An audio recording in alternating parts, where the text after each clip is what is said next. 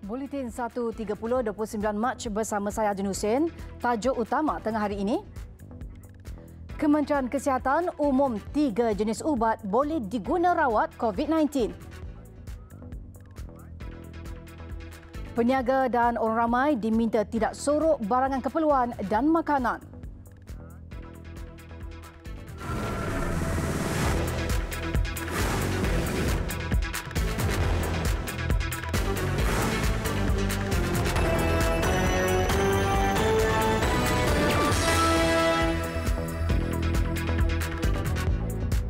Assalamualaikum dan salam sejahtera. Bekalan ubat kloroquine, hidroksikloroquine dan kombinasi lopinavir dan ritonavir sedia ada di Malaysia yang digunakan untuk merawat penyakit lain boleh digunakan dalam rawatan COVID-19. Ketua Pengarah Kesihatan Datuk Dr. Nur Hisham Abdullah berkata, semakan pangkalan data produk berdaftar bahagian Regulatory Farmasi Negara NPRA, Kementerian Kesihatan mendapati 3 jenis ubat itu berdaftar dengan pihak berkuasa kawalan dadah.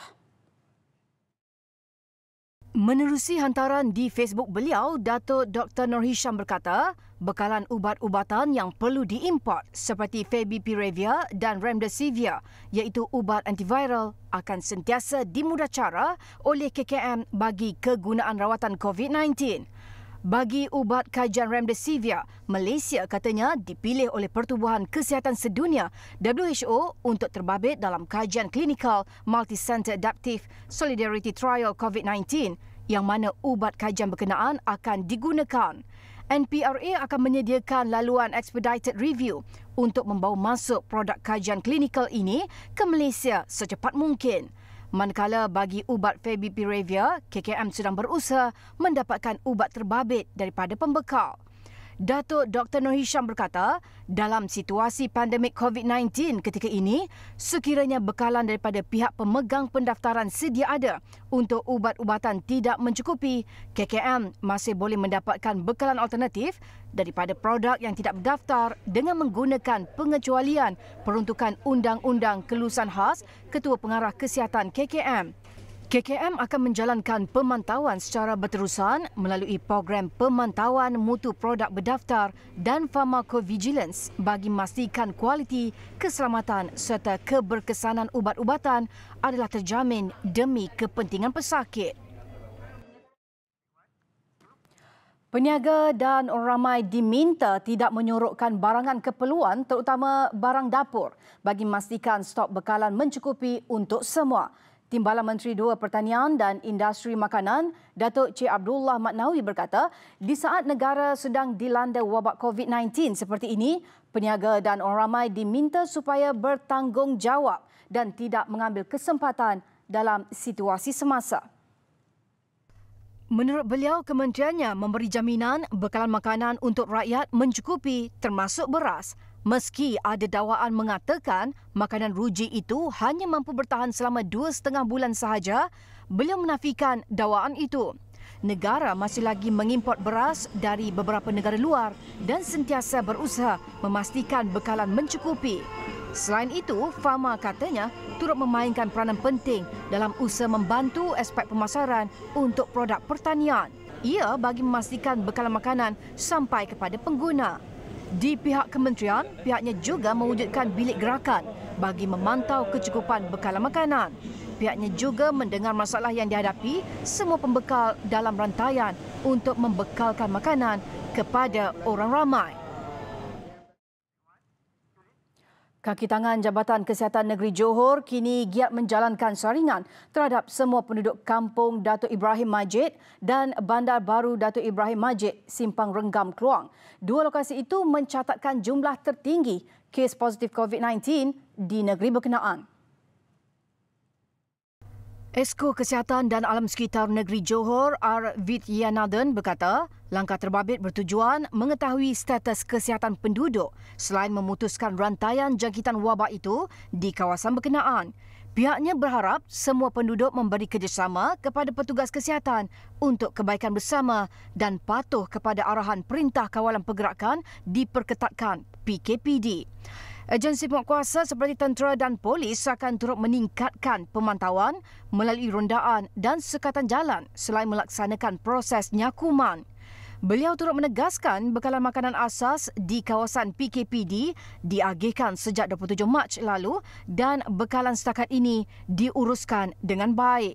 Sehingga semalam katanya, Johor melaporkan penambahan sebanyak 26 kes baru COVID-19 menjadikan sebanyak 285 kes dan 7 kematian dicatatkan.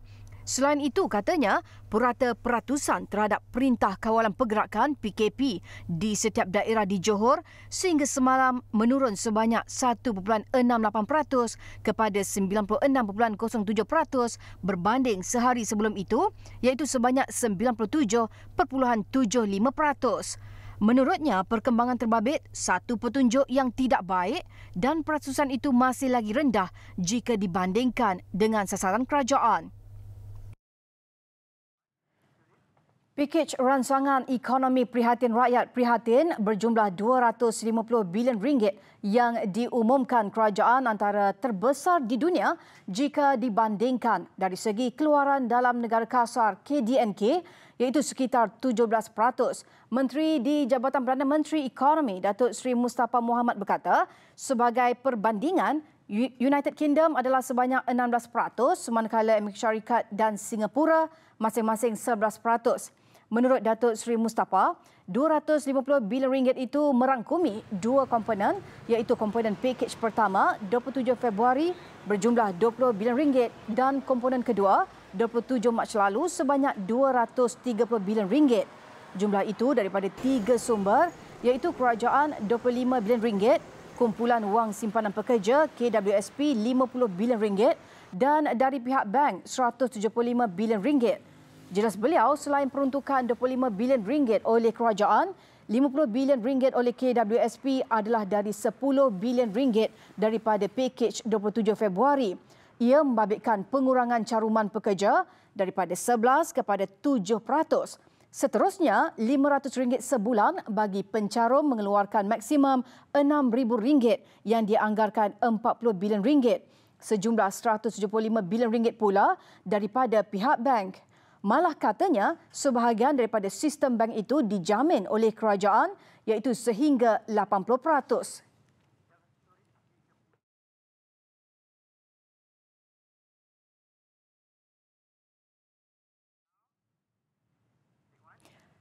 ...127 badan bukan kerajaan NGO dan pertubuhan masyarakat madani merayu diberi kebenaran untuk mengedarkan makanan dan keperluan asas lain kepada golongan memerlukan dari peruntukan pakej rancangan ekonomi prihatin rakyat yang diumum kerajaan. Mereka juga berjanji akan mematuhi garis panduan kesihatan dan keselamatan yang ditetapkan sepanjang pelaksanaan tempoh Perintah Kawalan Pergerakan.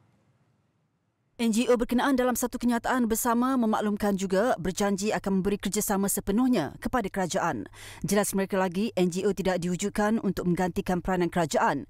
Sebaliknya menekankan konsep semua rakyat Malaysia harus memikul tanggungjawab untuk menjaga kebajikan satu sama lain. Mereka amat terkesan dengan pengumuman Menteri Kanan Keselamatan MKN Datuk Seri Ismail Sabri Yaakob bahawa bantuan berkenaan akan diselaraskan oleh Kementerian Pembangunan Wanita, Keluarga dan Masyarakat.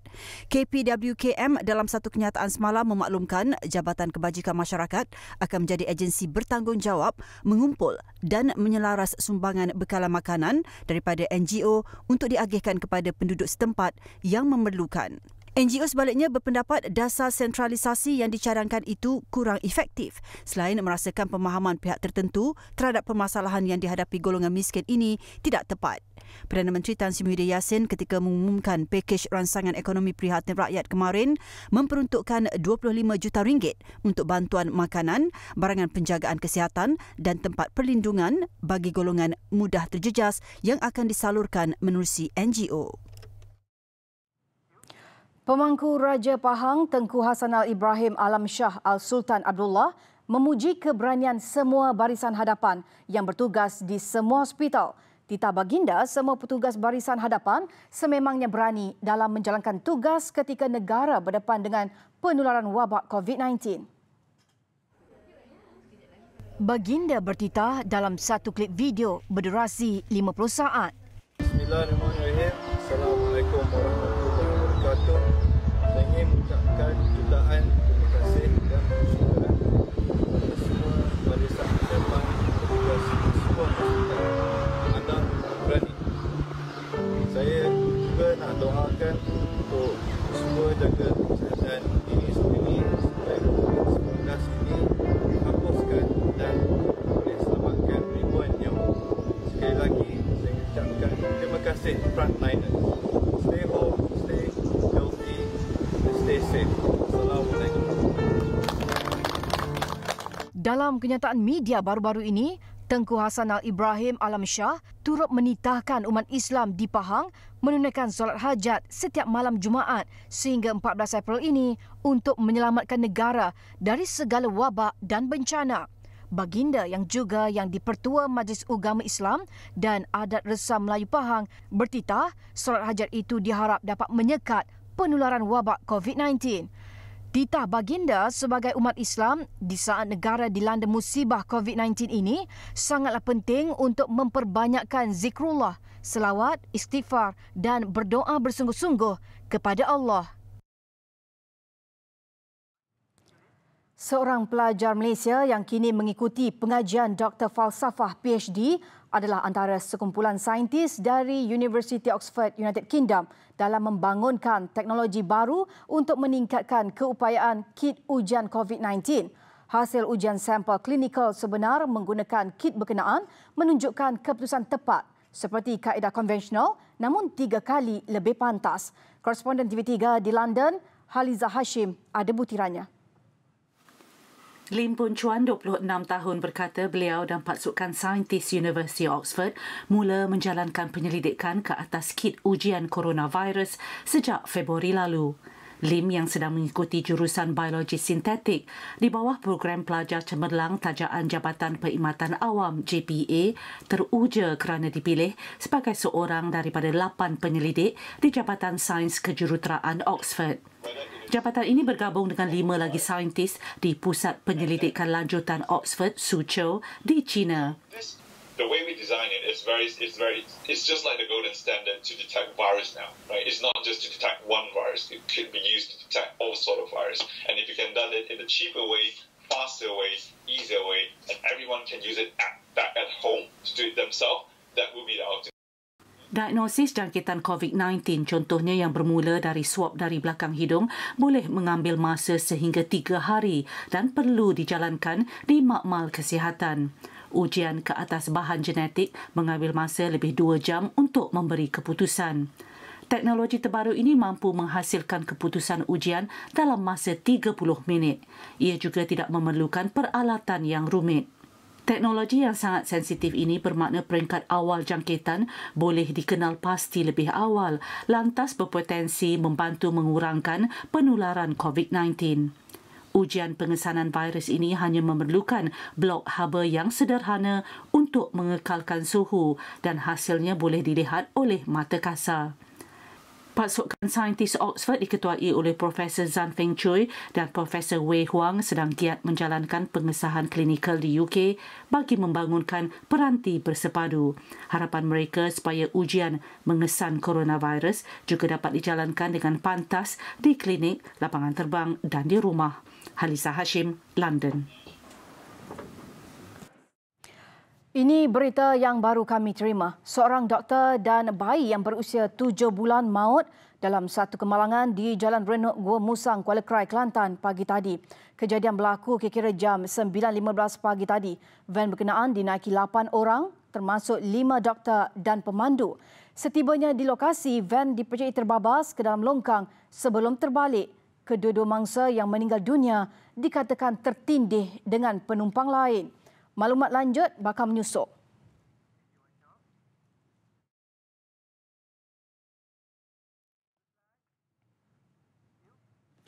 Rangkaian membeli belah dari rumah CJ Wow Shop bersedia membantu rakyat Malaysia untuk membeli dengan lebih mudah dan menjimatkan sepanjang tempoh Perintah Kawalan Pergerakan PKP. Ia direalisasi menerusi kempen Malaysia Together dengan matlamat utama membuat penghantaran barangan keperluan yang dibeli terus ke pintu rumah pelanggan. Kempen yang berlangsung sejak semalam hingga hari ini menawarkan ganjaran diskaun ke atas pelbagai produk dan perkhidmatan. Turut ditampilkan satu siri promosi di semua platform CJ Wow Shop yang terdiri daripada siaran televisyen, aplikasi dalam talian dan aplikasi mudah alih. Selain itu, ia membolehkan pelanggan baru dan sedia ada untuk menikmati penjimatan besar-besaran ke atas produk dengan 5% diskaun segera, iaitu tambahan kepada 5% Wow Cashback yang diberikan kepada semua pembelian menerusi laman web dan aplikasi mudah alih. Istimewa sempena ulang tahun keempatnya juga, pelanggan boleh menyaksikan pelbagai produk serta perkhidmatan baru. CJ Wow Shop menyasarkan untuk pergi lebih jauh dengan mempelbagaikan tawaran selain memperkenalkan kategori baru perkhidmatan dalam usaha meningkatkan gaya hidup seisi keluarga. Hampir 1,000 barangan ditawarkan di semua platform termasuk barangan rumah, barangan elektrik, fashion, kecantikan, perkhidmatan dan kini 70% produk yang dijual terdiri daripada jenama tempatan seperti Mugen, Reno, Elba, Habib Jewel, Ariani dan Simplicity. Sempena kempen ini, pelanggan boleh melayari laman sesawang CJ Wow Shop di www.cjwowshop.com.my atau muat turun aplikasi mudah alih dari Google Play atau App Store untuk menikmati diskaun dengan promosi hebat. Pembelian juga boleh dibuat menerusi talian bebas tol 1800 180808. Selaras dengan usaha untuk meningkatkan pengalaman membeli belah pelanggan, CJ Wow Shop turut memperkenalkan perkhidmatan pembayaran e-dompet untuk kemudahan pelanggan seperti Boost, GrabPay dan Touch and Go e-wallet. Domino's Pizza Malaysia bersedia untuk menyelaras perkhidmatan bawa pulang dan penghantaran zero contact selari dengan waktu operasi yang dibenarkan di negeri masing-masing. Dalam satu kenyataan, Ketua Pegawai Eksekutifnya Syamsul Amri berkata, syarikat itu juga komited dalam melaksanakan konsep zero contact bagi semua perkhidmatan penghantaran mereka. Perkhidmatan 100% tanpa sentuhan itu akan dapat memastikan penjarakan sosial sekaligus mencerminkan komitmen tinggi demi kebaikan pelanggan dan pekerjanya. Inisiatif lain termasuk semua transaksi penghantaran Domino's dijalankan melalui pembayaran tanpa tunai untuk meminimumkan sentuhan. Selain latihan terperinci kepada para pekerjanya, prosedur sanitasi dan kebersihan yang lebih ketat yang merangkumi sanitasi beg penghantaran turut dilaksanakan setiap kali penghantaran dibuat. Kita ke laporan antarabangsa. Sebanyak 70 lagi kes jangkitan COVID-19 disahkan oleh Kementerian Kesihatan Singapura dengan 4 kes membabitkan rakyat Malaysia yang memegang pas kerja Singapura. Angka berkenaan adalah kes positif tertinggi yang direkodkan di Singapura dalam tempoh 24 jam menjadikan jumlah keseluruhan 802 kes. Dalam satu kenyataan, MOH berkata daripada 70 kes positif, 41 adalah kes dari luar dan 29 kes tempatan yang tiada rekod terkini perjalanan ke luar negara. Semua 41 kes mempunyai sejarah melawat ke Eropah, Amerika Utara, ASEAN dan lain-lain negara di Asia. 2 kes dari luar membabitkan 2 lelaki rakyat Malaysia, masing-masing berusia 28 dan 47 tahun. Sementara itu, 2 lagi rakyat Malaysia, seorang wanita berusia 36 tahun dan seorang lelaki berusia 26 tahun adalah sebahagian daripada 29 kes tempatan baru. 15 lagi kes jangkitan COVID-19 sudah dibenarkan keluar hospital atau fasiliti isolasi komuniti hari ini menjadi jumlah keseluruhan yang pulih sepenuhnya kepada 198. Tempoh darurat di Jakarta, Indonesia akan dilanjutkan 2 minggu lagi susulan pertambahan kes COVID-19 di negara itu. Pengumuman berkenaan dibuat oleh Governor Jakarta Anies Baswedan dalam satu sidang video bersama wartawan tempatan. Menurutnya, tempoh terbabit yang bermula pada 20 Mac lalu kini dilanjutkan sehingga 19 April. Langkah itu diatur bagi memperlahankan penularan wabak berkenaan di Kota Metropolitan Terbabit. Semalam, Menteri Koordinator Bidang Politik, Hukum dan Keamanan Indonesia, Mahfud MD, turut memaklumkan kerajaan akan mempertimbangkan larangan balik kampung pada penghujung Ramadan nanti. Sehingga kini, Indonesia mengesahkan 109 kes baru COVID-19 menjadikan jumlah keseluruhan kepada 1,115 kes. Sementara angka kematian baru pula direkodkan sebanyak 15 menjadikan jumlah keseluruhan 102 kes.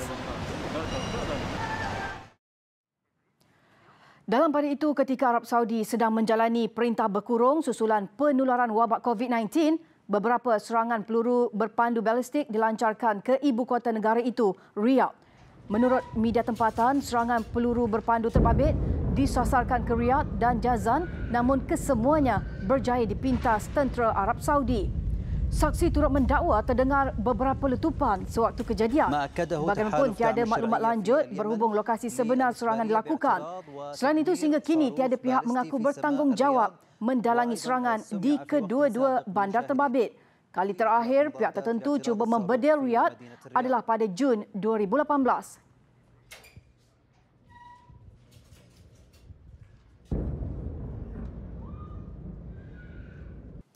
Sekian paparan Buletin 1.30.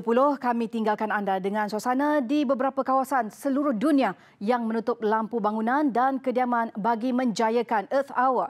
Earth Hour yang diperkenalkan sejak 2007 adalah inisiatif utama Badan Bukan Kerajaan WWF untuk memupuk kesedaran tentang penjimatan elektrik selain isu pemanasan global.